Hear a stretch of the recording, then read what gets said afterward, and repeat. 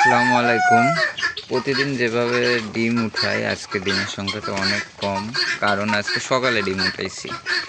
প্রতিদিন সন্ধ্যায় উঠাই তো একজন এই যে জাপানি কোয়েলার ফার্মির ডিম নিতে আইছে, তো এই জন্য আজকে সকালে উঠাইছি, ডিমের সংখ্যাটা কম।